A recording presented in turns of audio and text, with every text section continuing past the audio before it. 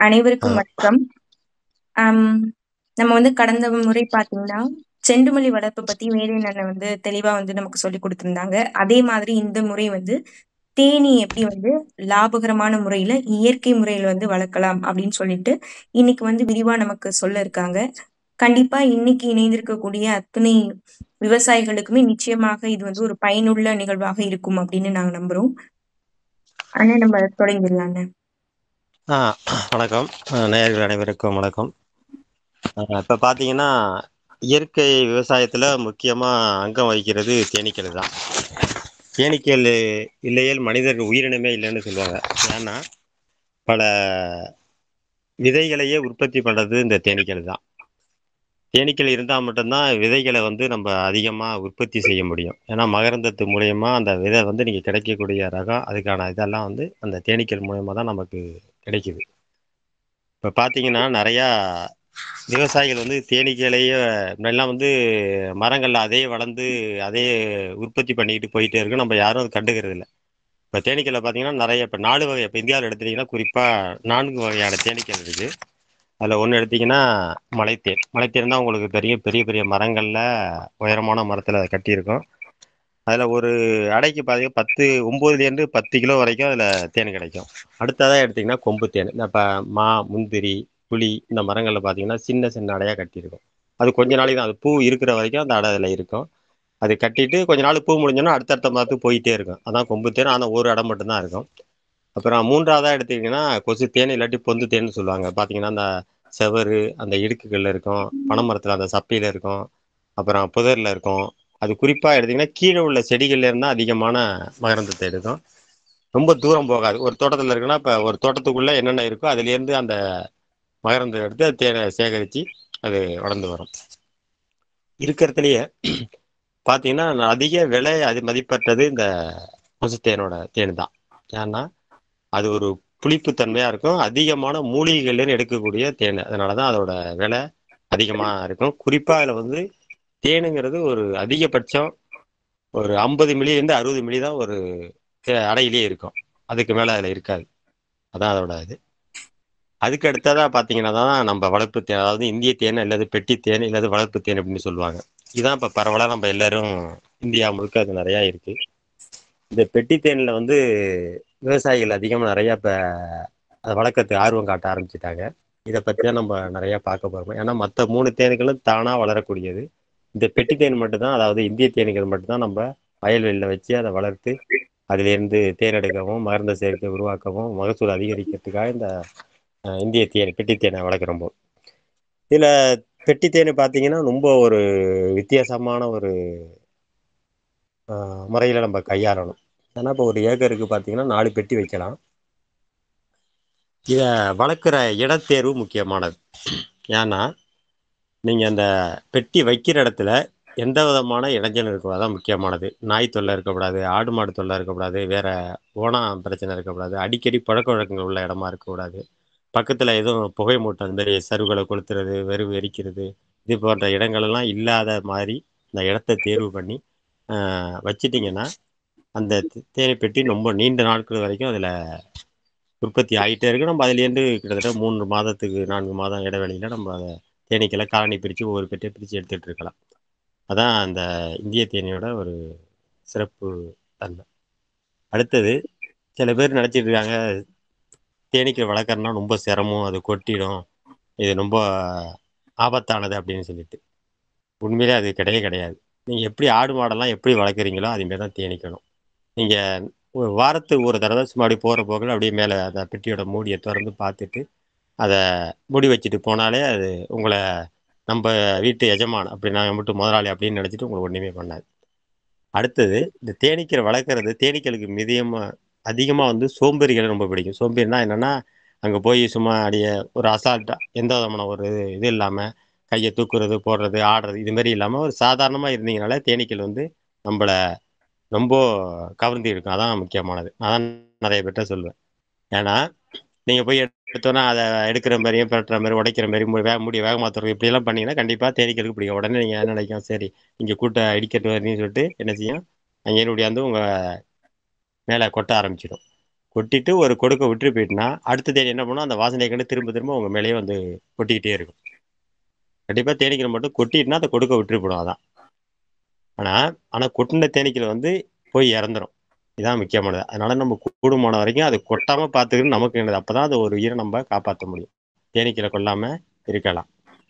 ஆனா நீங்க பழகி இது மாரி எப்போதுமே போய் போய் பார்த்துட்டு, நீங்க எடுத்துக்கிட்டு பார்த்துக்கிட்டு இருந்தீங்கனாலே, ஆ நீங்க கண்டிப்பா ஒரு தேனீக்களோட கொல்லாம, சேதாரம் இல்லாம நம்ம அத வளர்த்து எடுக்கலாம். அதுதான் முக்கியமானது. அதுக்கு அடுத்தது தேனீக்கள் வந்து நீங்க பெட்டி தேர்வு பண்ணி அடைக்கிறோம். பூக்கள் நிறைந்த இடமா இருக்கணும். அடிக்கடி சாகுபடி பண்ற இடமா இருக்கணும்.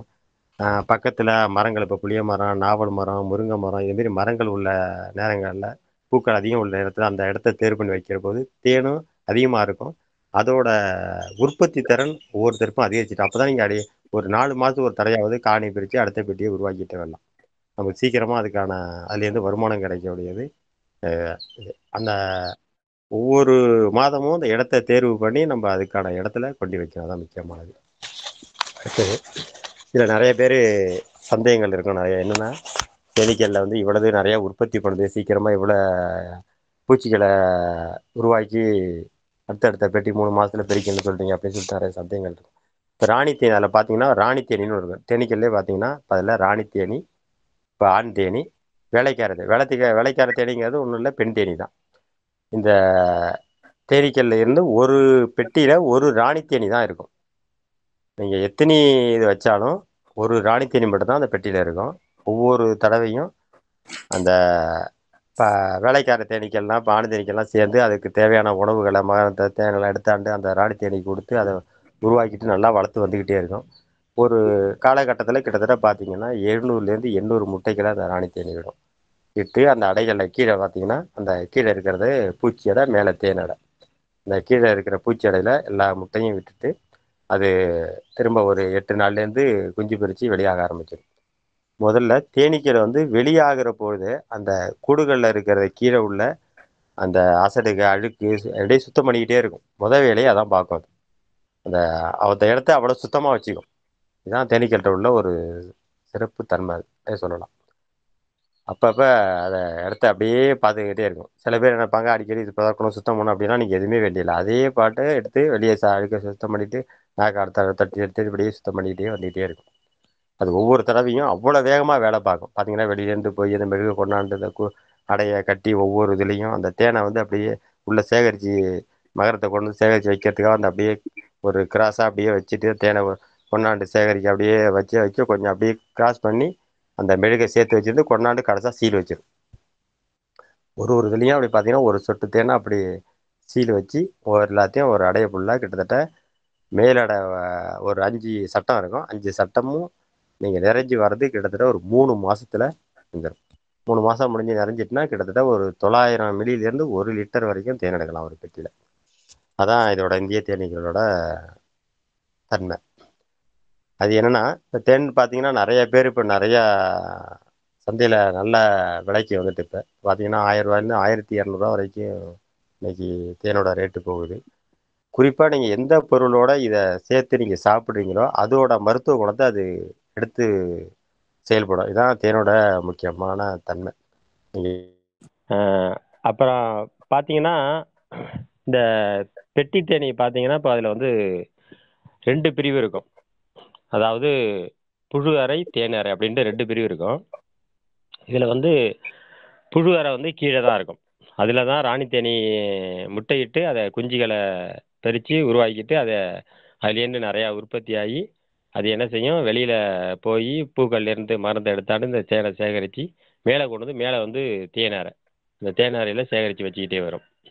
இதான் தேனீக்களோட ஒரு சிறப்பு இயல்புன்னு சொல்லலாம். அதுக்கு அடுத்தது பார்த்தீங்கன்னா, இதுல நீங்க முக்கியமா தேனீக்கள் வளர்க்கணும்னா, கண்டிப்பா எந்த விதமான ரசாயன மருந்தும் அடிக்கக்கூடாது. எந்த பூச்சிக்கொல்லியும் இருக்கக்கூடாது. அதான் முக்கியமானது. பூச்சிக்கொல்லி மருந்து அடிச்சீங்கன்னா, நிச்சயமா இது இருக்காது. செத்து போயிடும். நீங்க கிட்டத்தட்ட அந்த பக்கத்து வயல்ல அடிச்சா கூட இது நெறைய பாதிக்கும். இது குறைஞ்சது ஒரு 2 கிலோமீட்டர் தூரமாவது நீங்க பூச்சிக்கொல்லி மருந்து அடிக்கக்கூடாது. இதெல்லாம் முக்கியமானது. இத விவசாயிகள் தெரிஞ்சுட்டா மட்டும் தான் கண்டிப்பா வளர்க்க முடியும். அதான் இதுல. அடுத்தது இது கிட்டத்தட்ட ஒரு 3 கிலோமீட்டர் தூரம் வரைக்கும் போயி இது மகரந்தத்த எடுத்துட்டு வரும். அது இல்லாம இதோட சிறப்பு இயல்பு என்னன்னு கேட்டீங்கன்னா, பொழுது இருட்டை கொடுத்துட்டாலே எல்லாமே அது பெட்டியில் வந்து அடைஞ்சிரும். இப்போ வந்து மண்புழுவுக்கும் தேனீக்களுக்கும் உள்ள வித்தியாசம் என்னன்னு கேட்டிங்கன்னா, மண்புழுவுக்கு இருட்டுனா பிடிக்கும், தேனீக்களுக்கு இருட்டுனா பிடிக்காது. அதான். அதுமாரி மண்புழுவுக்கு வெளிச்சம் வந்துட்டாலே பிடிக்காது. அதான் அதில் உள்ள ரெண்டுக்கும் உள்ள வித்தியாசம். அதனால என்னைக்குமே நம்ம வந்து தேனீக்கள் வளர்க்கும்போது அந்த இடத்த தேர்வு பண்ணி வச்சீங்கன்னா, நல்லா ஆ, அதிக மகசூலும் இருக்கும், உற்பத்தி திறனும் நல்லா இருக்கும். அது முக்கியமானது. சரி, எதுவும் கேள்விகள் இருந்தா கேட்கலாம் நேயர்கள் இதுல. உங்க சந்தேகங்களை கேட்டுங்க. இருக்குங்களா?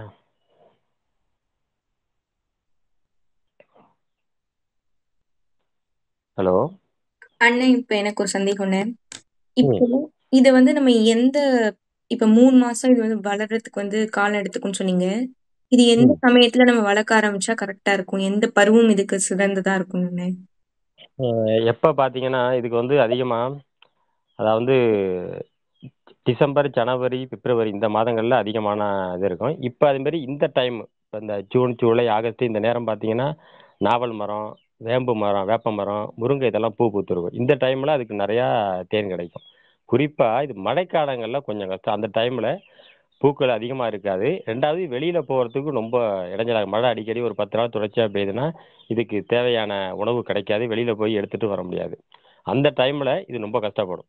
அதிகமா அக்டோபர், நவம்பர் இந்த 2 மாதமும் இது ரொம்ப கஷ்டப்படும். அப்ப அந்த டைம்ல நீங்க என்ன செய்யலான்னா, இப்ப வெள்ள பாகு இருக்குல்ல, வெல்லத்த காய்ச்சி சமமா தண்ணி சேர்த்து அது பாகா ஒரு மேல அந்த பெட்டியில மேல் பாகம் அந்த மூடிய தொறந்துட்டு, ஒரு சின்ன வட்டாவுல வச்சுட்டு 2 இலைய போட்டீங்கன்னா, அந்த டைம்ல அது அது எடுத்துக்கும். ஆனா அதுக்காக நீங்க உணவா எப்போதுமே வச்சுட்டு இருக்கக்கூடாது. ஏன்னா இத சாப்பிட்டு இது வெளியில போகாம வர ஆரம்பிச்சிரும். அதனால நம்ம வந்து எந்த டைம்லாம் அது மழை பெய்யுது ரொம்ப கஷ்டமா இருக்கோ, அந்த டைம்ல குடுத்தா மட்டும் போதும். மத்த நேரங்கள்ல வெளியில போய் அது நகரத்த எடுத்தாந்து சேகரிச்சு வச்சுக்கும்.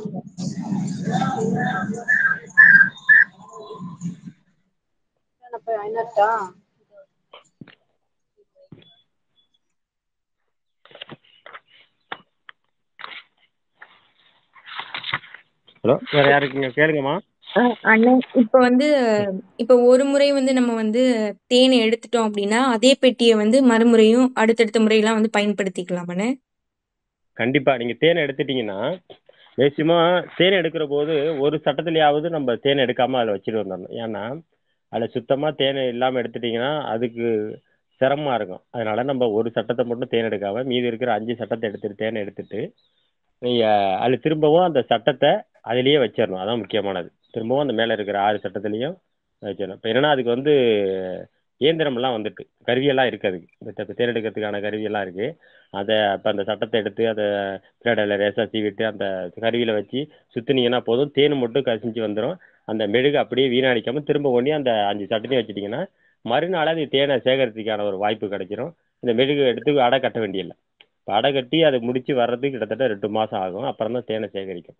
இப்படியே நீங்க தேனை மட்டும் எடுத்துட்டு அந்த அடைய கொண்டு அந்த சட்டத்துல வச்சுட்டீங்கன்னா, அந்த பெட்டியில வச்சுட்டீங்கன்னா, அதே தேனை சீக்கிரமா சேகரிச்சு கிட்டத்தட்ட அடுத்த 20, 25 நாள்ல கூட தேன் நெறைய பூக்கள் இருந்ததுன்னா, நெறைய சேகரிக்க ஒரு வாய்ப்பு இருக்கு. நான் சொல்றது இப்ப புதுசா அடை கட்டி அதிலேருந்து திரும்ப தேன் எடுத்து சேகரிச்சு கொண்டு வரதுக்கு கிட்டத்தட்ட ஒரு 3 மாசம் ஆகும். இடைவெளி ஆகும். அதனால தான் இப்ப இது மாரி கருவிகள்லாம் நெறைய கொண்டு வந்திருக்காங்க. இப்ப நம்பளா கையால எடுக்கும்போது கண்டிப்பா அந்த மெழுக அப்படியே அறுத்து எடுத்துட்டு புழிஞ்சு தான் நம்ம தேன் எடுப்போம். அப்ப கொண்டு திரும்ப வைக்கிறபோது திரும்ப உருண்டைந்து மெழுகு வச்சு கட்டி அந்த அடைய அது உருவாக்கணும். கட்டி அதுக்கு முடிச்ச பிறகு தான் அதில தேன் சேகரிக்கலாம். அதனால நம்ம எப்போதுமே அத முடிஞ்ச அளவுக்கு அந்த மெழுக வீணடிக்காம அந்த தேனை மட்டும் எடுத்துட்டு திரும்ப அந்த அடையோட கொண்டு வச்சுட்டோம்னா, அது நல்லது தேனீக்கு. இப்ப அந்த தேன் எடுக்கும் பொழுது, அதுல இருக்க பூச்சிகள் நம்மள வந்து கொட்டாதாண்ணே? இல்ல ஒண்ணும் பண்ணாம. அதான் தேன் எடுக்கிறதுல என்னன்னா, நீங்க அதில ஒரு வழிமுறை இருக்கு. இப்ப சில பேரு புகை வச்சும்பாங்க. அப்புறம் அதுக்கு ஒரு சின்ன டப்பா மாரி இருக்கு. அத புகைய மூட்டிட்டு, அத வச்சு அதில பம்ப் பண்ணோம்னா, அந்த புகை போனதுன்னா, அந்த பூச்சியெல்லாம் அடுத்த சட்டத்துக்கு போயிடும். அதே மாரியே எடுக்கலாம். இப்ப என்ன பொறுத்தவரைக்கும் நான்லாம் அதெல்லாம் எதுவுமே பயன்படுத்துறதில்ல. ஒண்ணும் இல்ல. அந்த சட்டத்த அப்படி மெதுவா எடுத்து, மேல வச்சுட்டு கைய ஆட்டாம, லேசா அப்படி ஒரு ஆட்ட ஆட்டுனீங்கன்னா, இந்த பூச்சி எல்லாம் அடுத்த சட்டத்துக்கு போயிடும். இப்படி 3 தடவ பண்ணீங்கன்னா, அந்த பூச்சி எல்லாமே கீழ இருக்கிற சட்டத்து பெட்டிக்கு வந்துரும். அப்ப இந்த சட்டத்துல இந்த தேன் இருக்கிற அந்த சட்டத்துல எந்த விதமான பூச்சியும் இருக்காது. 1, 2 தான் இருக்கும். மறுபடியும் ஒரு ஒரு ஆட்டுனீங்கன்னா, அந்த பூச்சி எல்லாம் இங்க வந்துரும். அப்ப நீங்க என்னன்னா, அந்த சட்டத்த கொண்டு போயிட்டு, நீங்க ஒரு தட்டுல வச்சு அந்த மெழுக அப்படியே அறுத்து எடுத்துட்டு, திரும்ப ஒரு நாள் இந்த பெட்டியில் சட்டை வச்சிடலாம். அந்த மெழுகை நீங்கள் பிழிஞ்சு தேன் எடுத்துக்கலாம். இது ஒரு வழிமுறை. அப்படியே இல்லை என்கிட்ட தேன் எடுக்கிற கருவி இருக்குது அப்படின்னாக்கா, அந்த சட்டத்தை எடுத்து அந்த கருவியில் வச்சு இந்த பார்த்தீங்கன்னா ஒவ்வொரு ஓட்டையிலையும் அந்த தேனை வச்சு அப்படி மெழுகால ரேசாக மூடி இருக்கும். பார்த்தீங்கன்னா ரொம்ப மெலிசாக இருக்கும். அப்படியே பிளேடு மேல் உள்ள கத்தியில் வச்சு மேலே அப்படியே சீவிட்டு அழகாக அந்த கருவியை வச்சு ஒரு 3 சுற்று சுற்றுனீங்கன்னா போதும், தேனெல்லாம் கீழே வந்துடும், கருவிக்கு வந்துடும். அப்படியே கொண்டு மெழுகோட கொண்டு வச்சிடலாம். இது ஒரு 2வது வழிமுறை. 3வது வழிமுறை தான் அந்த இப்போ என்ன அந்த புகையை எடுத்து அடித்து அதை அந்த பூச்சியை கொஞ்சம் துன்புறுத்தி அதை வேற இடத்துக்கு அனுப்புறது. அதான் அந்த புகை கண்டாலே பொதுவாக வந்து பூச்சிகளுக்கு அந்த புகை பிடிக்காது, வேற ஒன்றும் கிடையாது. ஒரு இடத்துல மூட்டம் போட்டீங்க மேலாட இருக்குன்னா அந்த இடத்த விட்டே போயிடும் அது, அந்த புகை இருந்தால. அதுமாரி இந்த புகையை செலுத்துற போது அதில் இருக்கிற பூச்சிகள்லாம் வெளியாயிடும். அப்போ நம்ம தேன் எடுக்கலாம். இது 3வது முறை. இதுமாரி நிறையா வழிமுறை எனக்கு பொறுத்த வரைக்கும் நம்மளா அதை எடுத்து அந்த பூச்சிகளை அந்த அடுத்த சட்டத்துக்கு அனுப்பிட்டு அதுக்கு பிறகு எடுக்கிறது தான் நல்லது. இதேமாரி ஒவ்வொரு சட்டத்திலையும் 5 சட்டத்திலையும் எடுத்துட்டு நம்ம தேனை பிழிஞ்சு எடுத்துட்டு வச்சிடலாம். அப்படி இல்லையா அதுமாரி கருவி மூலியமா எடுத்தால் நமக்கு அதுக்கு எந்த விதமான இடைஞ்சல் இல்லாமல் அந்த மெழுகு அப்படியே இருக்கும். இது சீக்கிரமா அந்த தேனை உற்பத்தி பண்ணதுக்கான ஒரு வழிமுறை, வேற ஒன்று கருவி இருக்கிற போது. நேரில் நிறைய கேள்வி கேட்கலாம். கேள்வி கேட்டீங்கன்னா எனக்கு நிறையா இப்போ விவசாயிகள் வந்து இந்த மாதிரி தேனீ வளர்ப்பை வந்து ஆரம்பிக்கணும் அப்படின்னு நினைச்சாங்கன்னா அவங்க எவ்வளவு வந்து முதலீடு போடுற மாதிரி இருக்கும்? இது அரசாங்கத்துல மானியத்துல வாங்க முடியுமா? இதுல இருந்து நமக்கு எவ்வளவு வந்து லாபம் கிடைக்கும்? அத பத்தி கொஞ்சம் சொல்லுங்க. கண்டிப்பாம்மா. என்னை பொறுத்த வரைக்கும் இது வந்து தேனீ வளர்ப்பை வந்து இப்போ நிறைய பேர் லாப நோக்கோட தான் பார்க்குறாங்க. என்ன லாபம் தான். ஆனால் நான் என்ன சொல்ல வரேன்னா, இப்போ எடுத்த உடனே சில பேர் என்ன ஒரு பண்ணைய ஆரம்பிக்கிறோம் அப்படின்னு சொல்லி ஒரு 20 பெட்டியா இருக்குவாங்க. இப்போ 20 பெட்டியா இருக்குன்னா இன்னைக்கு உள்ள ரேட்டுக்கு பார்த்தீங்கன்னா 60,000 ரூபா. இப்போ 60,000 பெரிய முதலீடு போடத்த முதல்ல ஒரு பெட்டியை வாங்குங்க. இப்போ ஒரு பெட்டி எடுத்துட்டீங்கன்னா பூச்சியோட சேர்த்து கிட்டத்தட்ட 3,000 ரூபா, 2,800 3,000 ரூபா விற்கிது. நீங்கள் ஒரு பெட்டியை கொண்டு வந்துட்டு நீங்கள் உங்கள் தோட்டத்தில் வச்சு கிட்டத்தட்ட ஒரு 3 மாதம் அப்படியே கொண்டு வந்துட்டீங்கன்னா அடுத்த கட்டம் போகிறபோது ஒரு காலி பெட்டி வாங்குங்க. வாங்கி இந்த பெட்டியிலேருந்து, அதாவது காலனி பிரித்து இந்த பெட்டியிலேருந்து காலனி பிரித்து அந்த பெட்டிக்கு கொண்டு போயிட்டு அந்த பெட்டியை கொண்டு போய் கிட்டத்தட்ட 1 கிலோமீட்டர் தூரத்தில் வச்சுட்டிங்கன்னா அது என்ன பண்ணும், அது ஒரு ராணி தேனியை உற்பத்தி பண்ணி திரும்பவும் அதில் பூச்சிகளை நிறைய உருவாகி அது 2 மாதத்துல திரும்ப ஒரு பெட்டியை நம்ம உருவாக்கிக்கலாம். இப்படி ஒவ்வொரு பெட்டியிலேருந்து ஒவ்வொரு பெட்டியை பிரித்து கொண்டு வரும்போது நீங்களே நிறையா உற்பத்தி பண்ண ஆரம்பிச்சிடலாம். இது சின்ன முதலீடு, குறைஞ்ச முதலீடு, குறைஞ்சது ஒரு 2,800 3,000 போட்டால் இது போதுமானது. இப்போ விவசாயிலாம் நினைக்கிறாங்க எடுத்தோடனே நான் இது பெட்டி வாங்கணும், என் தோட்டத்தை வைக்கணும், பெரும்படியாக தேன் எடுக்கணும், விற்கணும் அப்படின்னு பார்த்தீங்கன்னா கண்டிப்பாக இதில் வந்து ஏன்னா சரியான அணுகுமுறை இல்லை, அந்த ஏரியா பூக்கள் இல்லை, சரியான சாகுபடி இல்லை, இப்படிங்கிற போது அந்த பூச்சிகள் கண்டிப்பாக பெட்டியில் இருக்காது. அதுக்கு உகந்த இடம் எங்கே இருக்கோ அங்கே பண்ண புறப்பட்டு போயிட்டே இருக்கும். அதனால தேனீக்களில் வந்து வளர்க்கணும்னு நினச்சா அதற்கான இடத்தேர்வு முக்கியமானது, அது சுற்றுப்புற சூழல் முக்கியமானது. அடுத்தது பூக்கள் விவானது பார்த்தீங்கன்னா இப்போ சந்தையெல்லாம் வந்துட்டு இப்போ முருங்கைப்பூ தேன், நாவல் பூ தேன், இதுக்கெல்லாம் ஒவ்வொரு பேரை சொல்லியே வித்துட்டு வராங்க. ஏன்னா இப்போ முருங்கை தோட்டத்தில் கொண்டு வச்சிங்கன்னா அந்த முருங்கைப்பூவில் மட்டும்தான் அந்த ஏரியாவில் எடுத்து அதுலேருந்து தேன் வரக்கூடியது நல்ல மருத்துவ குணங்கள் அதிகமாக இருக்குது அப்படின்னு சொல்லிட்டு அதுக்கான ஒரு விலையை நிர்ணயம் பண்ணி விற்கிறாங்க. இதெல்லாம் வந்துட்டு இப்போ நாவல் பூ தேன் பார்த்தீங்கன்னா இப்போ இன்றைக்கி 1,800 வரைக்கும் விற்கிது. நாவமரம் இப்போ இந்த சீசனில் பார்த்தீங்கன்னா நாவப்பழங்கள் நிறைய நாவமரம் பூத்து இருக்கிறதுனால அந்த பக்கத்தில் அதை பெட்டிகளை வச்சு அதுலேருந்து தேன் எடுத்து அதுமாரி சொல்லி விற்கிறாங்க. அதுமாரி ஒரு நம்ம பண்ணுற போது சின்ன முதலீட்டில் அடுத்தடுத்த கட்டத்தில் நீங்கள் போகிற போது அதுலேருந்து நீங்கள் நிறையா பெருக்கிட்டு விவசாயிகளுக்கு கொடுத்துட்டே வரலாம். இதுதான் என்னுடைய கருத்து. எடுத்தோடனே அதிக முதலீடு போடாமல் செய்கிறது தான் விவசாயத்தில் நம்ம லாபகரமாக கொண்டு போக முடியும்.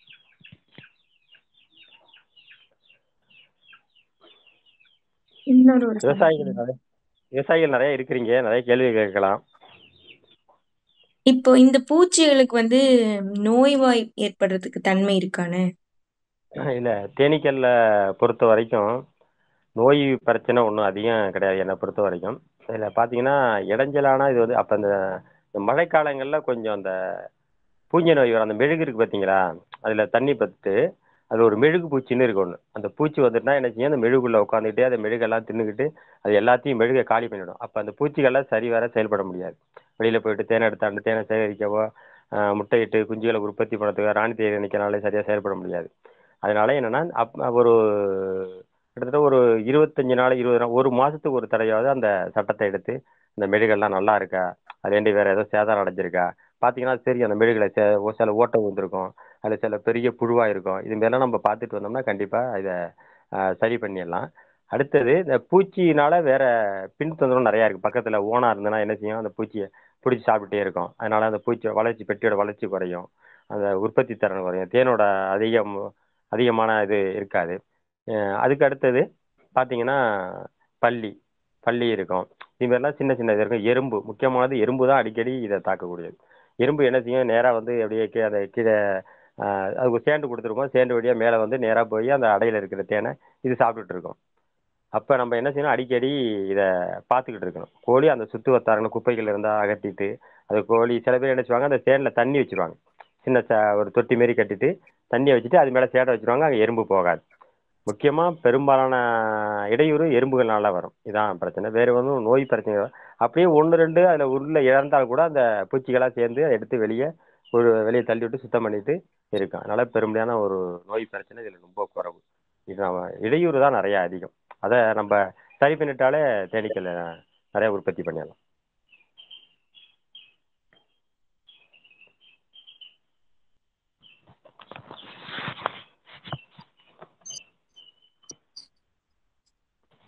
அப்புறம் பார்த்தீங்கன்னா தேனில் வந்து நிறையா சத்துக்கள் இருக்குது. இப்போ வந்து இன்னைக்கு இருக்கிறதுலே இப்போ தேனை வந்து எடுத்து நீங்கள் வச்சிட்டிங்கன்னா, இப்போ பார்த்தீங்கன்னா இப்போ மேலே வெயிலில் ஒரு 3-4 நாளைக்கு அதை வெயிலில் வச்சிட்டிங்கன்னா அதில் உள்ள நீர் சத்து, அதில் வந்து தேனில் வந்து தண்ணியும் நீரும் கலந்து இருக்கும். இப்போ எடுத்து நீங்கள் அதை சுத்திகரிப்பு பண்ணணுன்னா வெயிலில் வச்சிட போது 4-5 நாளாக அதில் உள்ள தண்ணி தன்மை போயிட்டுனா அதை எடுத்து நீங்கள் பாட்டில் வச்சிட்டிங்கன்னா 5 வருஷம் ஆனால் 10 வருஷம் ஆனால் தேன் மட்டும் கெட்டு போகாது. நீங்கள் எப்போனாலும் பயன்படுத்திக்கலாம். இதுதான் தேனோட ஒரு முக்கியத்துவம்.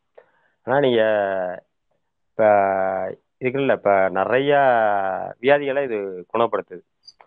ஒரு சின்ன ஒரு இப்போ ஆடு மாட்டுக்கு எடுத்துங்களேன், வயிற்றால போகுது இல்லை கடிக்குது, அதுமாரி பிரச்சனைலாம் வரப்போது இதை தேனை கொஞ்சோண்டு கலந்து அதோட கொடுத்து விட்டிங்கன்னா உடனே சரியாயிடும். இது மாதிரிலாம் நிறையா இதுக்கு இந்த தேன் பயன்படுது. அதுக்கு அடுத்தது பார்த்தீங்கன்னா இப்போ நிறையா இந்த மெழுகு இருக்குது பார்த்தீங்களா, அந்த தேன் அடையில் மெழுகு இருக்கும். அதெல்லாம் இப்போ சந்தை மார்க்கெட்டில் நல்ல விலைக்கு போகுது. அது எதுக்காகன்னு கேட்டிங்கன்னா, இந்த பாத்திரங்களில் ஓட்டையானா ஒட்டுறது, அப்புறம் அந்த நகை செய்கிறவங்கள்ட்ட இந்த மெழுகு அரக்கு வச்சு அதை வைக்கிறது, இதுமாரி நிறையா அதை பயன்படுத்த ஆரம்பிச்சிட்டாங்க. அதெல்லாம் கிலோ பார்த்தீங்கன்னா 5000 6000 போகுது.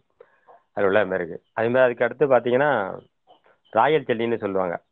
அது வந்து அது அதில் அந்த மெழுகில் அது சேகரித்து வச்சுருக்கோம். இது எதுனா ராணி தேனீக்கு மட்டும் தான் கொடுக்கும். அதாவது அதுக்கு தமிழில் என்ன சொல்லுவாங்கன்னா அரச கூடுன்னு சொல்லுவாங்க. அந்த காலத்தில் ராசாக்களுக்கு மட்டும்தான் கொடுப்பாங்க. ஏன்னா நாட்டை ஆளக்கூடிய ராசாவுக்கு தான் நல்லா சாப்பிட்டு நல்லா தெம்பா நல்லா இதாக இருக்கணும், போருக்கு தயார்படுத்திக்கணும் அப்படின்னு சொல்லிட்டு. அது இந்த விலை உயர்ந்த அந்த அரச கூடை வந்து அந்த ராயல் ஜெல்லியை வந்து ராணி தேனீக்கு தான் கொடுக்கும். ராணி தேனி ஆனால் அதிகமான முட்டையிட்டு அதை குஞ்சுகளை உற்பத்தி பண்ண முட்டைகளை இடுறதுக்காக அதுக்கு கொடுத்து அதை வளர்த்து உருவாக்கிட்டு வருவாங்க. பார்த்தீங்கன்னா ஒரு பெட்டியில் கண்டிப்பாக ஒரு ராணி தேனி மட்டும் தான் இருக்கும். நான் என்னன்னா இப்போ ஒரு பெட்டியிலேருந்து 100 பெட்டி காலனி பிரிக்கிற போது இங்கே ஒரு பெட்டியில் ஒரு ராணி தேனி தான் இருக்கும். இது முக்கியமானது. நீங்கள் இப்போ அந்த காலனி பிரிக்கிற போது நீங்கள் அந்த கீழே இருக்கிற புழு அறையில் ஒரு 3 சட்டத்தை நல்லா எதில் அதிகமாக நல்லா பூச்சி இருக்கோ அந்த 3 சட்டத்தை மட்டும் அந்த காலி பெட்டியில் எடுத்து வச்சுட்டு இதில் காலி சட்டங்களை இதில் வச்சிட வேண்டியது. எம்டி சட்டத்தை வச்சுட்டிங்கன்னா இது என்ன செய்யும், எந்த பெட்டியில் நீங்கள் ராணி தேனி இல்லையோ அது 6-7 நாளில் ஒரு ராணி முட்டையை ஒரு 5-6 முட்டையை விட்டு ராணி தேனியை பெருக்க வச்சு அந்த 5-6 ராணி தேனியில் எது நல்லா ஆக்டிவாக நல்லா இதாக இருக்கோ அந்த ராணி தேனியை மட்டும் வச்சுட்டு மீத ராணி தேனிகளை கொண்டுடும். ஒரு பெட்டியில் ஒரு ராணி தேனி மட்டும் தான் இருக்கும். இப்படி அதில் உருவாக்கிட்டு திரும்ப அதை நல்லா நிறையா ராயல் ஜெல்லி இதெல்லாம் கொடுத்து நல்லா கொண்டு வந்துட்டு அடுத்தது ஒரு 2 மாதத்தில் அந்த பெட்டி நல்லா நல்லா ஆக்டிவாக வந்துடும். இதுதான் ராணி தேனியோட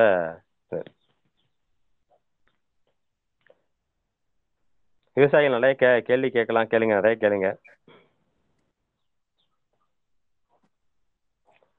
நானே சொல்லிக்கிட்டு இருந்தேன்னா உங்களுக்கு நிறையா தெரியாத பாட்டில் போயிட்டே இருக்கும். நீங்களாம் கேட்குற போது நிறையா பதில்கள் எனக்கும் வரும், உங்களுக்கும் அது பயனுள்ளதாக இருக்கும்.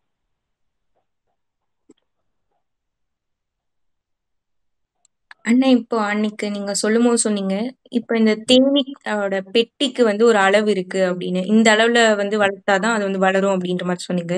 அந்த அளவு கண்டிப்பா. முறை பத்தி சொல்லுங்களேன். இந்த என்னன்னா முதல்ல இப்போ இந்த பெட்டி கண்டுபிடிச்சதே ரொம்ப ஆண்டு காலம் அதை ஆய்வு பண்ணி தான் கண்டுபிடிச்சாங்க.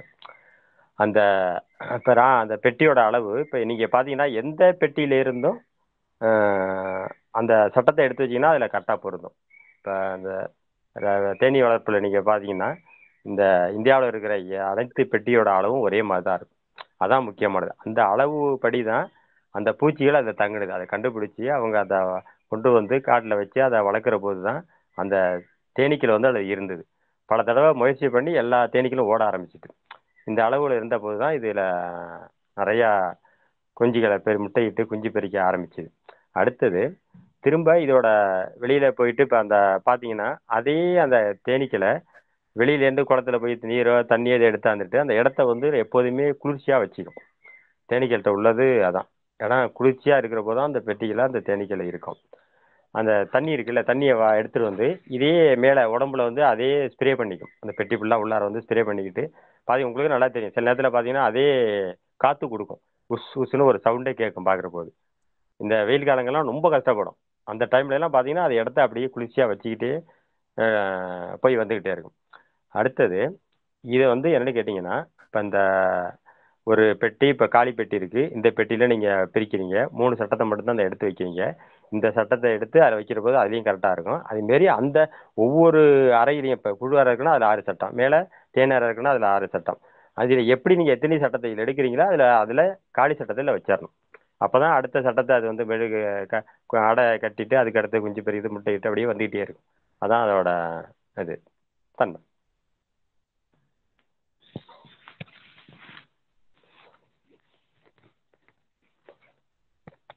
இதில் பார்த்தீங்கன்னா தேனில் பார்த்தீங்கன்னா நிறையா பொருட்கள் இருக்குது. இதில் இப்போ அவ்வளோதும் நமக்கு எல்லா சத்துமே நமக்கு நிறையா தேவையான சத்து இருக்குது. இதில் பார்த்தீங்கன்னா நீர் வந்து பார்த்தீங்கன்னா ஒரு 20% அதில் இருக்கும், தேனில் இருக்கும்.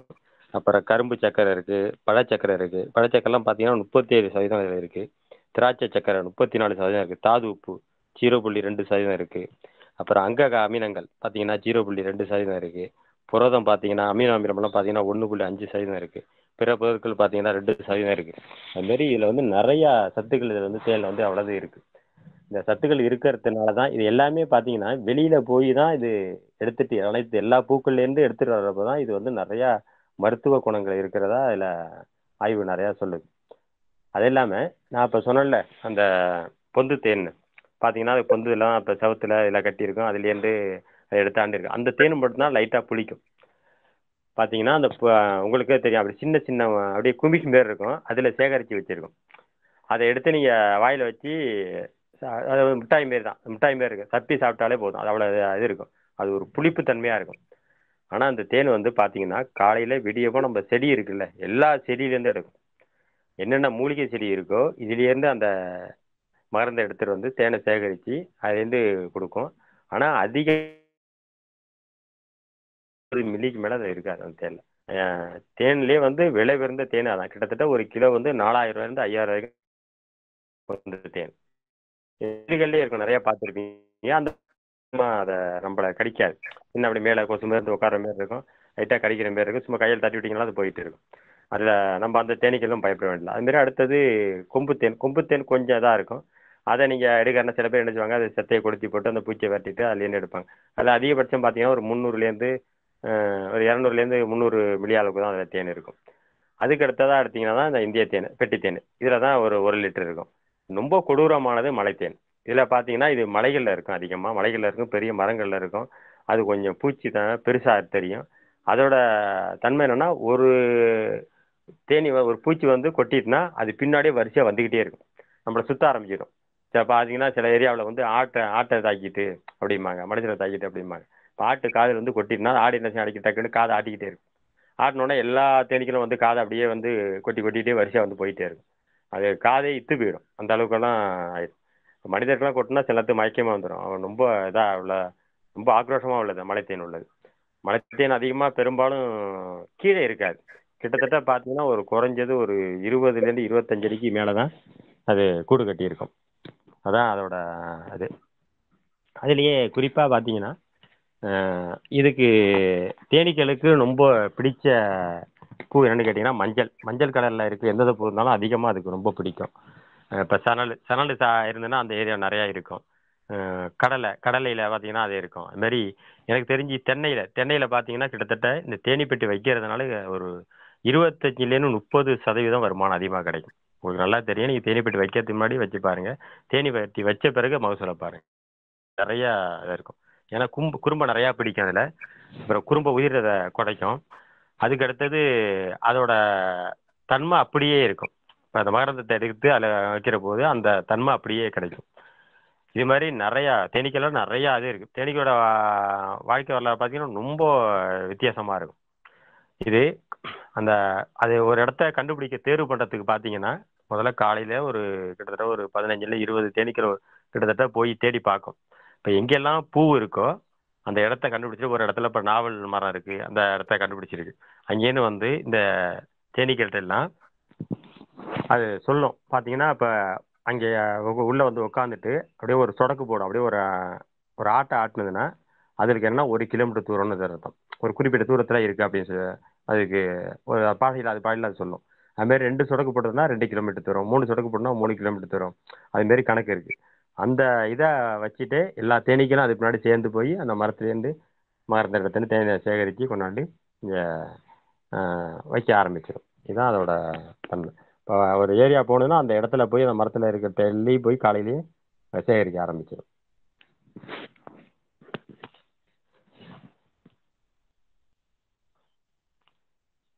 சொல்லுங்கம்மா, எதுவும் விவசாயிகள் கேட்குறாங்களா?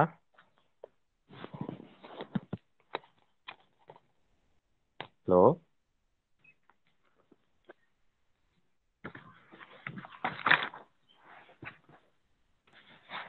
யாருக்காவது ஏதாவது சந்தேகங்கள் இருந்தா கேட்டுக்கலாம். தமிழ் நிறைய கேளுங்கம்மா. கேட்கறதான் நான் நானே சொல்லிட்டு இருந்தேன்னா உங்களுக்கு.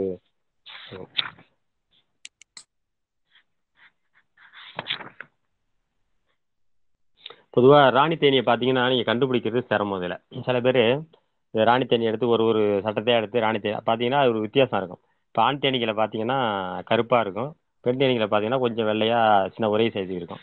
அதில் ராணி தேனீங்கிறது அந்த தேனீக்களை விட கொஞ்சம் பெருசாக இருக்கும், கொஞ்சம் நீளமாக தெரியும்.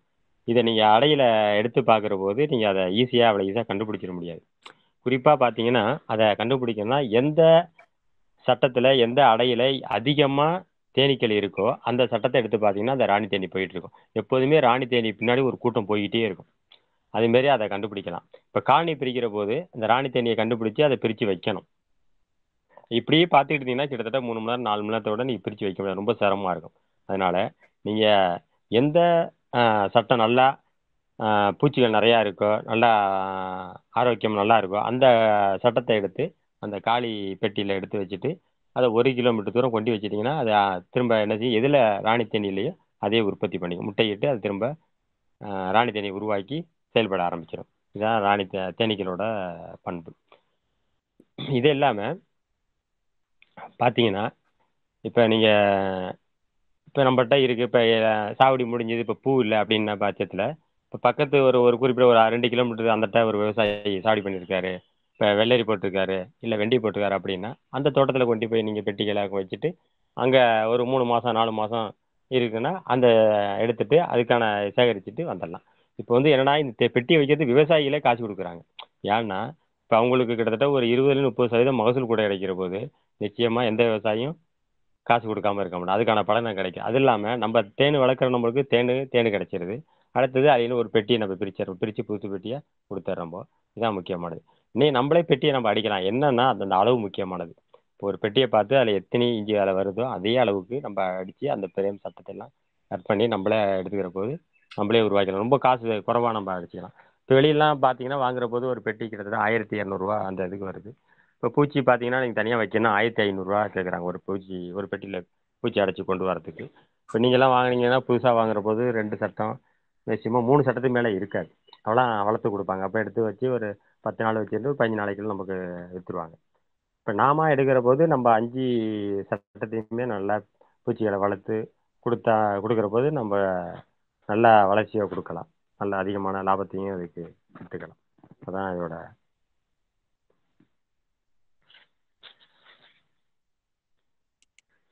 இப்ப இந்த பூச்சிகளை எங்கேருந்து நான் வாங்கலாம்? இப்போ பார்த்தீங்கன்னா இப்போ பூச்சிகள் நானே நிறைய எடுத்து இப்போ எல்லாம் கொடுத்தேன். இப்போ என்கிட்ட கொஞ்சம் குறைஞ்சிட்டு காளி பெட்டி கொடுத்தாங்கன்னா நானே கொடுப்பேன். அடுத்தது இப்போ அதிகமாக நிறையா எங்கன்னு கேட்டிங்கன்னா கடலூர்லாம் வளர்க்குறாங்க.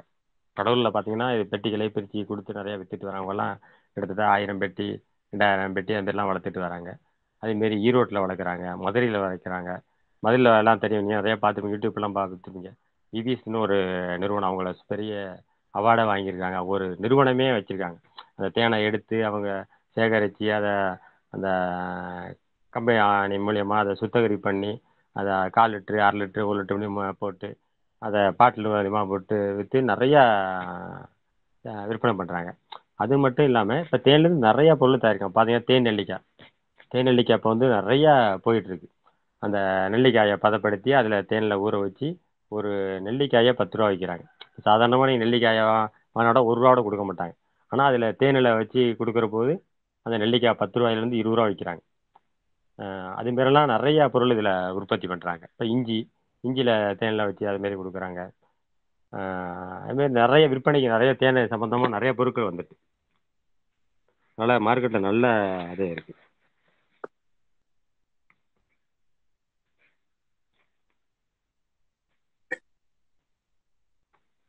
அதுக்கு அடுத்து பார்த்தீங்கன்னா இப்போ இப்போ சரி அந்த அந்த அடை சரியில்லை, ஒரு சட்டம் இதாக இருக்குது, மெழுகு பூச்சி வந்துட்டு அப்படின்னாக்கா அந்த சுத்தமாக அந்த மெழுகு எல்லாத்தையும் கட் பண்ணி எடுத்துடணும். எடுத்துட்டு அதில் இருக்க புழுவை கொண்டுட்டு அதுலேருந்து நீங்கள் அந்த சட்டத்தாலேருந்து திரும்ப வைக்கக்கூடாது. அதுக்கு வேறு சட்டை புது சட்டத்தை வச்சுட்டு நம்ம ஒரு 2 3 வாரம் அதை பார்க்கணும். சரி அடுத்த சட்டத்துக்கு வந்திருக்கா, இது எப்படி இருக்குது, அடுத்து ஆரோக்கியமாக இருக்கா, வேறு எதுவும் பூச்சி தாக்குதல் இருக்கா. குறிப்பாக இதில் அதிகமாக தாக்குறது மெழுகு பூச்சி தான். இதனால தான் நிறையா இடையூறு ஏற்படுமே தவிர வேறு பூச்சிகள் ஒன்றும் இதில் அதிக தொந்தரவு இல்லை. ஓணான் பள்ளி கூட வெளியில இருந்து தான் பிடிக்கும், அதனால ஒன்றும் கிடையாது. உள்ளுக்கு இருந்து பார்க்குறது மெழுகு பூச்சி தான். இதுமாரி பார்த்துட்டே இருக்கும்போது நமக்கு தெரியும் அதில் பூச்சி இல்லை சரியாயிட்டு அப்படின்னாக்கா நீங்கள் போயிடலாம். அடுத்தது இந்த பூச்சிகள் வந்து ரொம்ப சிரமமாக முடியலை அப்படின்னாக்கா அது பாட்டில் அது உகந்த இடத்த தேடி அங்கே வேறு இடத்துல போய் கட்ட ஆரம்பிச்சிடும். இப்போ எங்கேயாவது ஒரு பொந்து இருக்கோ இங்கே இருக்கோ, குறிப்பாக பார்த்தீங்கன்னா ஒரு 5லேருந்து 6 அடை கட்டும். அங்கே ஒரு பனை பொந்துனாலும் சரி தென்னை பொந்துனாலும் அங்கே கட்டிட்டு அது பக்கத்தில் நாவும் மறந்துன்னா அங்கேருந்து தேனை சேகரிக்க ஆரம்பிச்சிடும். இதுதான் இதோட இது. அந்த டைமில் பார்த்தீங்கன்னா பூச்சி வெளியாயிட்டாலே இங்கேருந்து மெழுகு பூச்சி வந்துடும். இந்த மெழுகு அதுலேருந்து யாரும் இல்லை பூச்சிகள் இல்லை அப்படின்னோடனே மெழுகு பூச்சி தேடி வந்து இந்த மெழுகெல்லாம் காலி பண்ண ஆரம்பிச்சிடும். அதனால நம்ம எப்போதுமே இதை எடுத்துட்டு பண்ணுறது, சுத்தம் பண்ணி பார்த்துக்கிறது, ஒரு 15 நாளைக்கு 20 நாளைக்கு ஒரு தடவை பார்த்துக்கிட்டாலே இந்த தேனீக்களை நம்ம ஈஸியாக பராமரிச்சிடலாம். அதான் இதுக்கான ஒரு மெனக்கெட்டு இது ஒரு தொழிலாகவே நம்ம எடுத்து பண்ண வேண்டியது. இப்போ காலையில் பார்த்துட்டு இருந்தாலே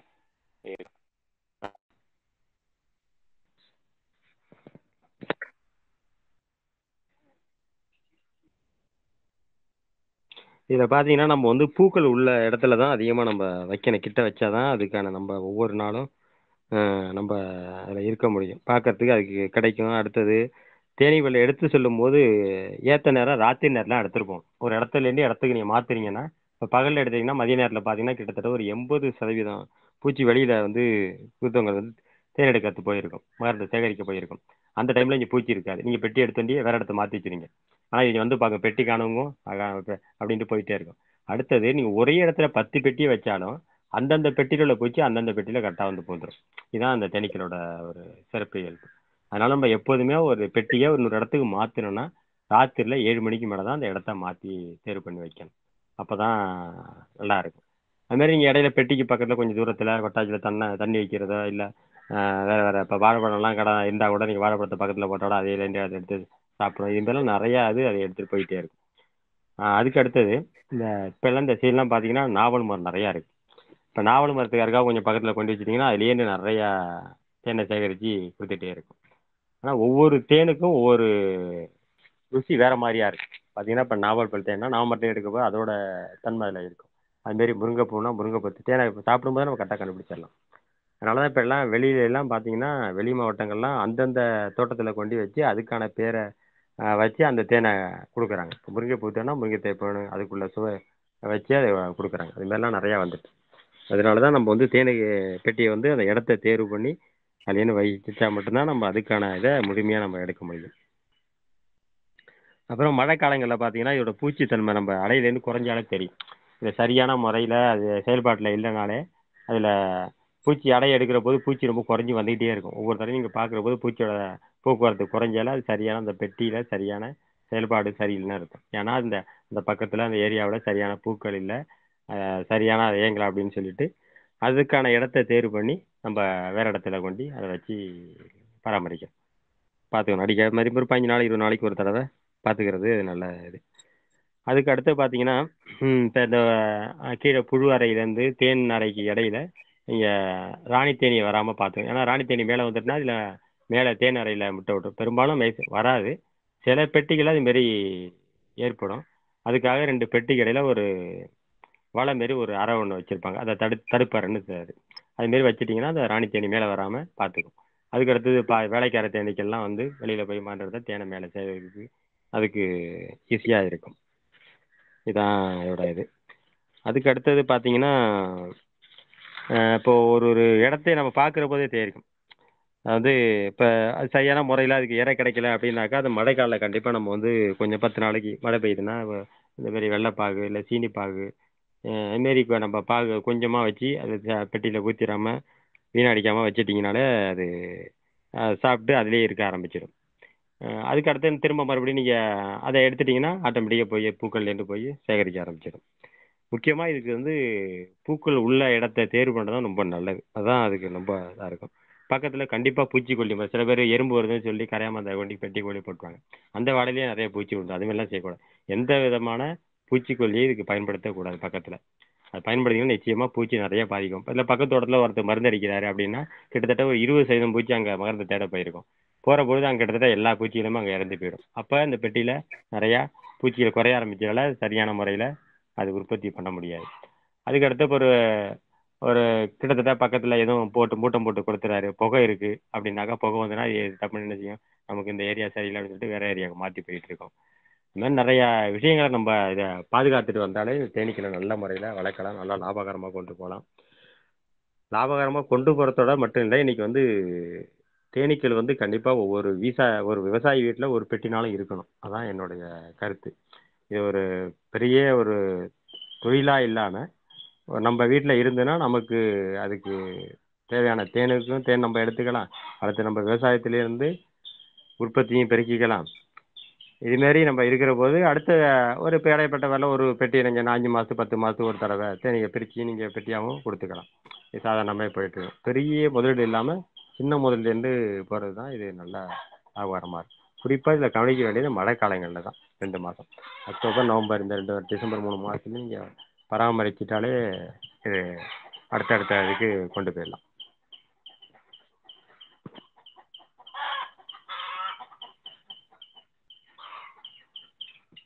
இப்போ ஏன்னா இப்போ ராணி தேனிக்கு ஏன் உணவு கொடுக்கணும்னா கண்டிப்பாக அது வந்து நல்லா நல்லா ஆக்டிவாக திறமையாக இருந்தால் மட்டும்தான் அதை நம்ம அந்த கிட்டத்தட்ட 700லேருந்து 800 முட்டைகளை ஒரே டைமில் விட்டு அதை உற்பத்தி பண்ணுறதுக்கு நம்ம ஏதுவாக இருக்கும். அதனால தான் அதுக்கு வந்து ராயல் சில்லி அதை வந்து அரச கோழி இதை கொடுத்து அப்பப்போ அதை ராணி தேனியை நல்லா போசாக்காக வளர்த்துக்கிட்டு வந்துக்கிட்டு இருந்தால்தான் கிட்டத்தட்ட ஒரு 3 மாத இடைவெளியில் அது ஒரு பெட்டிக்கு உற்பத்தி பண்ணுறதுக்கான முட்டையை விட்டு அதுலேருந்து பறித்து நல்லா வந்த பிறகு அதுலேருந்து நம்ம காலனி பிரித்து ஒரு பெட்டியை நம்ம புதுசாக உருவாக்க முடியும். அதான் ராணி தேனியோட இது. அதுக்கு அடுத்தது பார்த்தீங்கன்னா இப்போ நம்ம ஒரு இடத்துல 1 கிலோமீட்டருக்கு அந்த இடத்த கொண்டு வச்சுட்டோம்போ அந்த இடத்துல ஒரு 15 நாளைக்கு அதால் புதுசாக ஒரு இடத்த பூக்களை தேடி கண்டுபிடிக்கிறது சிரமமாக இருக்கும். அதேமாரி டைம்லேயே நம்ம என்ன செய்யலாம், அந்த வெள்ளைப்பாகு கொஞ்சோண்டு வச்சுட்டிங்கன்னா அது ஒரு 7 நாள் 8 நாள் வரைக்கும் அதை சாப்பிட்டு அதுக்கடையில் போய் பக்கத்தில் இருக்கிற தூரத்தில் உள்ள மரங்கள்லேருந்து பூக்களை கண்டுபிடிச்சி அப்புறம் அது தேனை சேகரிக்க ஆரம்பிச்சிடும். நல்லா ஒரு 1 மாதம் இடைவெளியில் வந்துட்டுனா நல்லா பூச்சிகள் நிறையா இதானோடனே நீங்கள் ஒரு இடத்த தேர்வு பண்ணி அந்த இடத்துல மாற்றி வச்சுக்கலாம். குறிப்பாக தென்னந்தோப்புல நிறையா வைக்கிறது எனக்கு பொறுத்த வரைக்கும் ரொம்ப நல்லது. இதோட உற்பத்தி திறன் நிறையா இருக்குது, மகசூல் அதிகமாகவே இருக்குது. இதில் நல்ல ஒரு மகசூல்.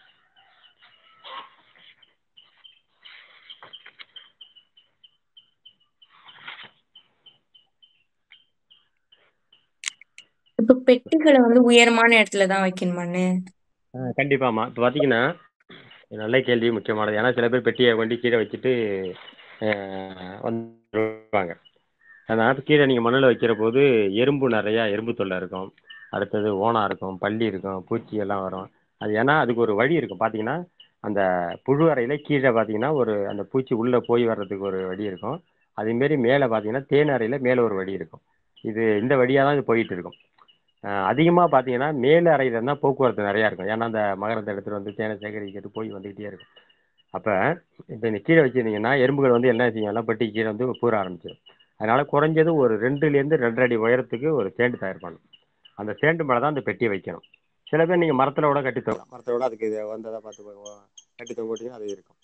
ஆனால் என்னன்னா 2 அடி உயரத்து வைக்கிற போது எந்த விதமான பூச்சியோ இதோ போய் அதை எறும்போ பாதுகாக்கிறதுக்கு எதுவாக இருக்கும்.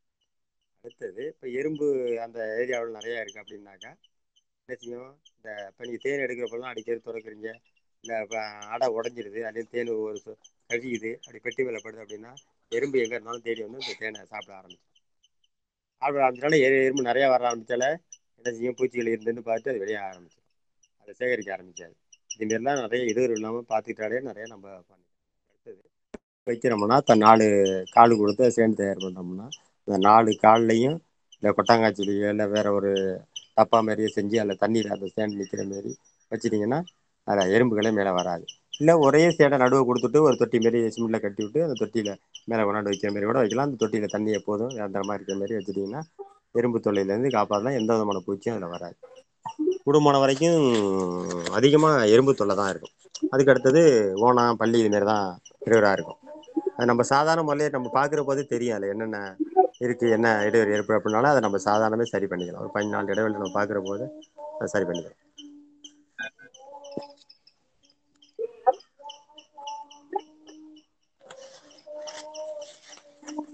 வேறு எதுவும் விவசாய கேள்வி இருக்காமா? இப்போ தேனி பெட்டி பிரிக்கணும்னா நீங்கள் வந்து கண்டிப்பாக நல்லா இப்போ நீங்கள் நினச்சப்பெல்லாம் அதில் போய் பிரிக்க முடியாது. அதுதான் முக்கியமானது.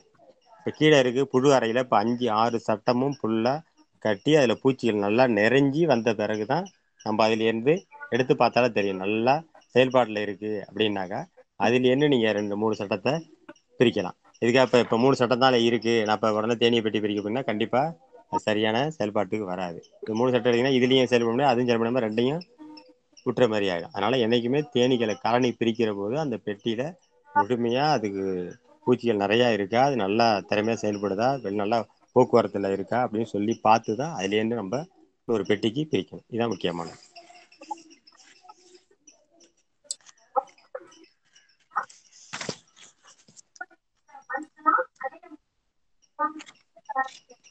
ஹலோ,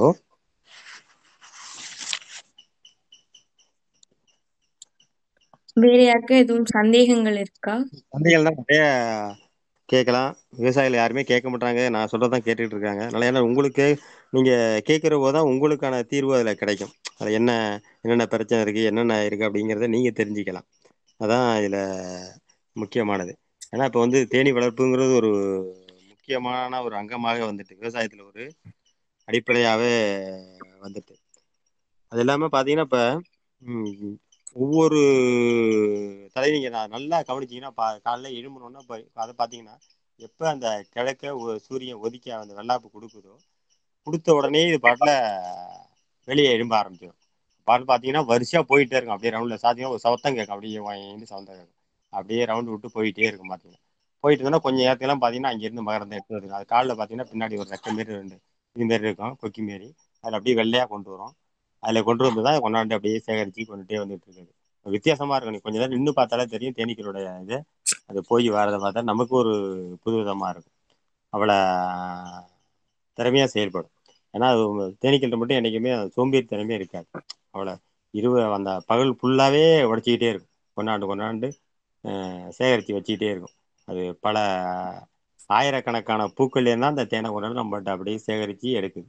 நம்ம அதை போய் ஈஸியாக அப்படியே எடுத்துகிட்டு வந்துடுறோம். ஏன்னா என்னை பொறுத்த வரைக்கும் பார்த்தீங்கன்னா ஒரு சொட்டு தேனை சேகரிக்கிறதுக்கு பல ஆயிரக்கணக்கான பூக்களில் போய் வரும். அப்போ தான் அது கொண்டாந்து சேகரிக்க முடியும். அவ்வளவு கஷ்டப்படும் தேனீக்கள் அது. அதுக்கு அடுத்தது பெரும்பாலும் பார்த்தீங்கன்னா நீங்கள் அப்படி இல்லை, பக்கத்து விவசாயி ஒருத்தர் மருந்தடிக்க போகிறாரு, பூச்சிக்கொல்லி அடிக்க போகிறாரு அப்படின்னாக்கா நீங்கள் என்ன செய்யணும்னா நீங்கள் நாள் சாயந்தரமே கருவலுக்கு இந்த பெட்டியை ஒரு துணியால் வச்சு அதுக்கு ஒரு இலைய வச்சுட்டு அந்த பெட்டியை ஃபுல்லாக கட்டிடணும்.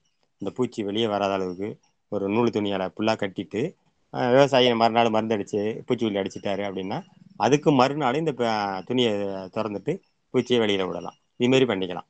ஆனால் இது வந்து எல்லா நேரமும் உகந்ததில்லை. தவிர்க்க முடியாத நேரம் நிறைய அடிக்கிறாங்க, பூச்சிக்கொல்லி அடிக்கிறாங்கன்னா இதுமாரி பண்ணிக்கலாம். இதான் முக்கியமானது. கண்டிப்பாக பூச்சிக்கொல்லி இதுக்கு ஆகவே ஆகாது. பூச்சிக்கொல்லி அடித்தாங்கன்னா நிச்சயமாக அந்த பக்கத்தில் தேனியை வளர்க்கவே முடியாது. அது ரொம்ப சிரமம். அதான் கண்டிப்பாக இயற்கை விவசாயத்தில் மட்டும்தான் தேனீக்களை வளர்க்க முடியும். அதான் என்னுடைய கருத்து.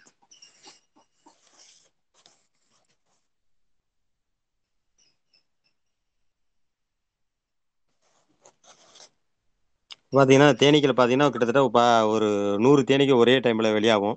அது உள்ளே வரவு பார்த்தீங்கன்னா 60 தேனி தான் வந்துட்டு இருக்கும். அதுக்கெல்லாம் 40 தேனி அதே வந்து போயிட்டே இருக்கும் பார்த்தீங்கன்னா. வெளியில் காலையில் பார்த்தீங்கன்னா வெளியில் போகிறதோட எண்ணிக்கை அதிகரிக்கும். இப்போ சாயந்தரம் பார்த்தீங்கன்னா ஒரு 5 மணிலேருந்து 5 மணிக்கு மேலே பார்த்தீங்கன்னா வெளியிலேருந்து உள்ளே வர தேனீக்களோட எண்ணிக்கை அதிகரிக்கும். கிட்டத்தட்ட ஒரு 6 6:30க்குள்ள எல்லா தேனீக்களும் உள்ளே வந்து அடைய ஆரம்பிச்சிடும். ஒரு தேனீக்களோட வெளியில் இருக்காது. அந்த டைமுக்குள்ளே வந்து உள்ள அடைஞ்சிட்டு மறுபடியும் மறுநாள் திரும்பவும் காலைல விடிஞ்சோடனே போக ஆரம்பிச்சிடும். இதான் அது உள்ள.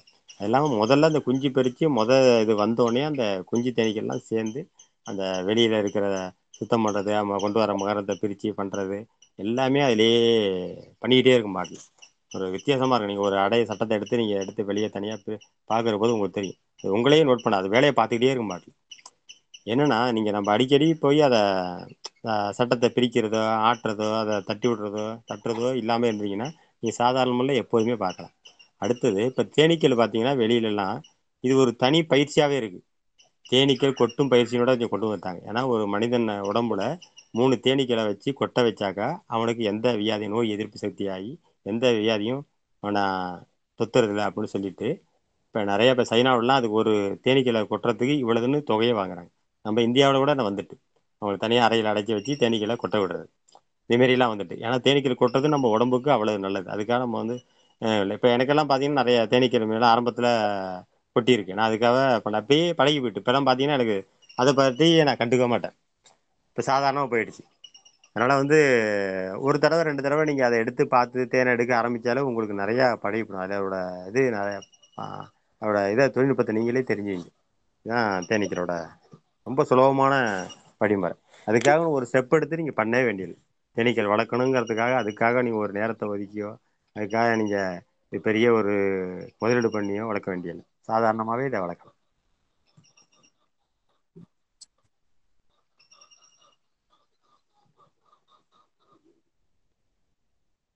வேற ஏதோ கேள்விகள் இருக்காமா?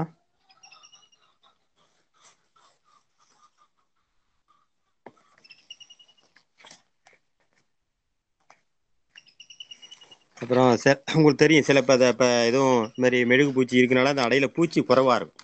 அந்த பூச்சி என்ன செய்யும் அதுலேருந்து அடுத்தடுத்த தேனீக்களோட எதிரி வந்துட்டு தெரிஞ்சாலும் அதுலேருந்து பூச்சி குறைஞ்சி குறைஞ்சி அடுத்ததுக்கு போயிட்டே இருக்கும்.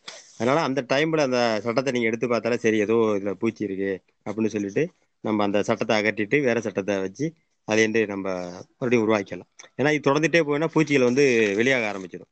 மெழுகு பூச்சி அதிகமாக பார்த்தீங்கன்னா மழை காலங்கள்லாம் வரும். அதனால மழை காலில் கொஞ்சம் நம்ம காத்துக்கிட்டாலே இது நம்ம அதை தவிர்த்திடலாம்.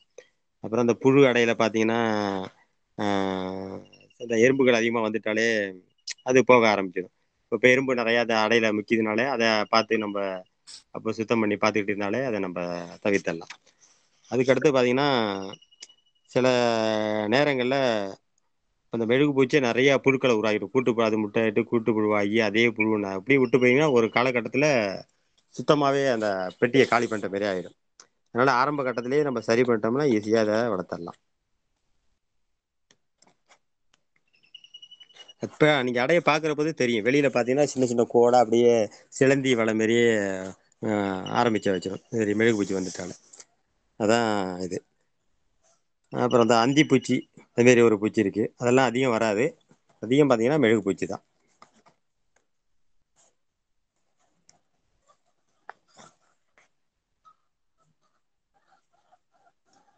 இதுமாரி ஒரு குழவி இருக்கும். ஒரு குழவி மாதிரி ஒரு குழவி வந்து பிடிச்சிட்டு போகும். அதுமாரியே தேனி பூச்சி மாதிரியே இருக்கும்.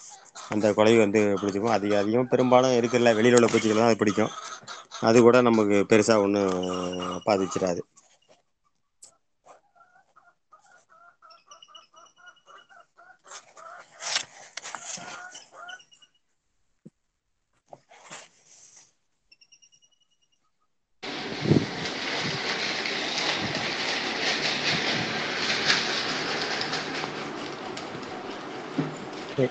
தேனீப்பட்டியில் பார்த்தீங்கன்னா 4 பாகங்கள் இருக்கும். அடிப்பலகை, அடுத்தது பூச்சி அறை, அடுத்தது தேனறை, மேற்பலகை, மேமூடி இதுதான். இல்லை வேற ஒன்றும் இது கிடையாது. இந்த பாகங்கள் தான், அது 4 பாகங்கள் இருக்கும். அதை நம்ம பராமரி எடுத்து எடுத்து வச்சுட்டு பார்த்து வச்சுக்க வேண்டியது. மழை காலங்களில் மேலே இந்த பெட்டி மேலே தண்ணி படாமல் ஏதோ ஒரு பிளாஸ்டிக் தட்டோ இல்லை வேற ஏதாவது தகரமோ இது மாதிரி மூடி வச்சுட்டிங்கனால தண்ணி போகாமல் இருக்கும். அப்போ மட்டும் பராமரிக்க வேண்டியது.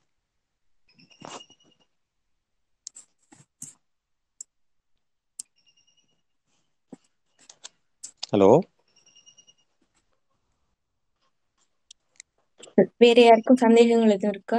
சந்தேகம் தான் கேட்கலாமா? ஆன் பண்ணீங்களே மைக், எதுவும் கேட்கணுமா? ஹலோ, ஓகேண்ணே, கேளுங்க. ஹலோ சார், வணக்கம் சார். சார், வணக்கம்மா. இந்த இந்த தேனி வந்துட்டு அந்த சிவப்பு கலரில் குளவி மாதிரி இருக்கும்ல சார், ஆமாம். அதுவும் தேனி வகையாங்க சார்? இல்லை இல்லை, அது தேனி வகை இல்லைம்மா. அப்படி அது இருக்கும்போது குழவி. இதோட பெட்டிக்குள்ளே வந்துட்டு அந்த மாதிரி வர பூச்சிகளை இல்லை, அனுமதிக்குமாங்க அது சார்? பேசிக்கா குழவி பார்த்தீங்கன்னா தேனி பெட்டிக்குள்ளே வராதுமா. வராது. வரவும் விடாது. ஏன்னா இங்க உள்ள இருக்கு பார்த்தீங்களா, வேலைக்கார தேனீக்கள்லாம் இருக்கு பார்த்தீங்களா, ஆண் தேனீகள் ஆமாங்க. பெண் தேனீக்கெல்லாம் வேலையாக இருக்கும். வாசல்ல எப்போதுமே பார்த்தீங்கன்னா ஒரு 50 தேனீக்கள் உட்காந்துட்டே இருக்கும். அது என்ன செய்யும்னா, இந்த வெளியிலேருந்து வர எதிரி பூச்சிகளை உள்ளே விடவே விடாது. விடாது. ஒண்ணு. அடுத்து இந்த குளவி என்ன செய்யும் கேட்டீங்கன்னா, வெளியிலேருந்து வருது பார்த்தீங்களா பூச்சி, இப்ப ஆமாங்க வெளியிலேருந்து வந்து சார். புரண்டு கூடுதுல, அந்த டைம்ல தான் அந்த பூச்சியை பிடிக்கும். அதனால இது வந்து பெட்டிக்குள்ள அந்த குளவி போகாதுங்க. அதுக்கு நீங்க சரி. பயப்பட.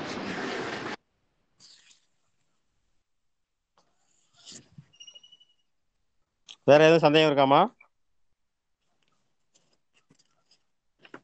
இப்ப பாத்தீங்கன்னா வேளாண்மைத்துறையில வந்து இப்ப இது நிறைய அரசுலே மானிய திட்டங்களா பெட்டி கொடுக்குறாங்க.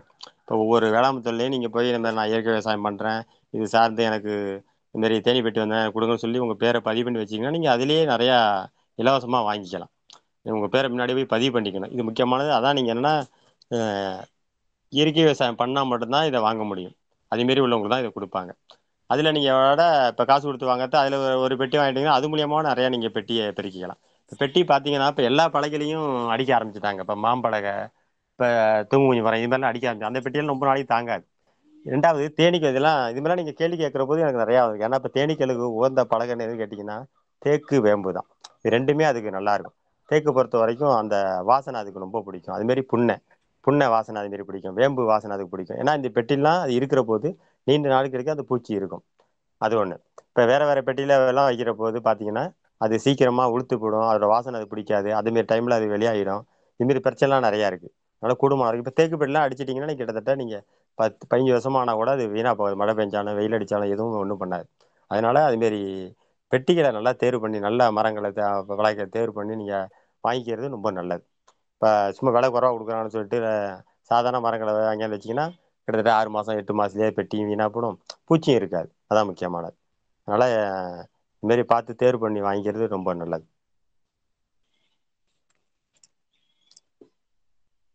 வேற எதுவும் சந்தேகமா இருக்காமா?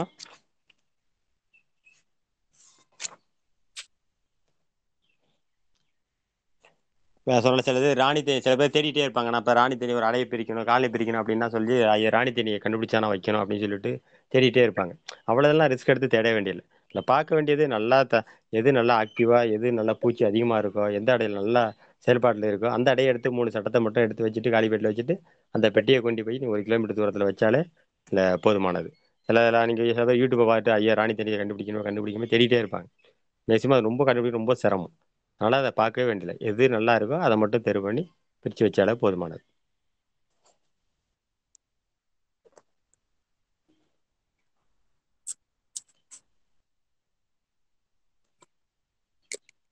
ஓகேண்ணே.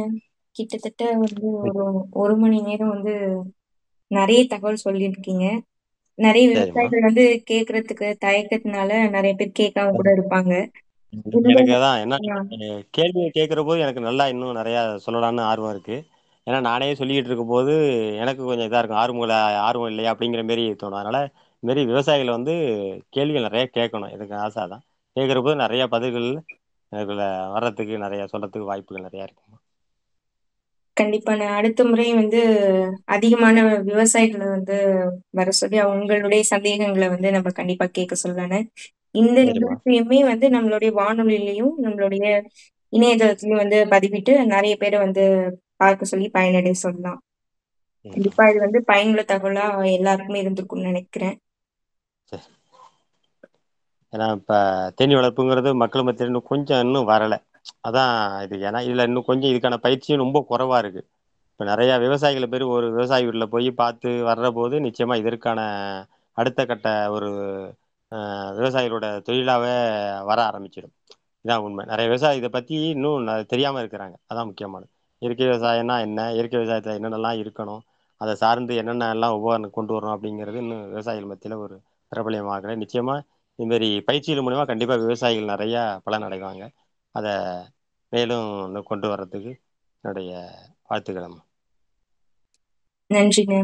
இவ்ளோ நேரம் ம். உங்களுடைய நேரத்த வந்து எங்களுக்காக ஒதுக்கி நெறைய தகவல் சொல்லியிருக்கீங்க. கண்டிப்பா இது எல்லாருக்குமே பயனுள்ளதாக இருக்கும். ரொம்ப நன்றிங்க. நன்றிம்மா. நன்றி.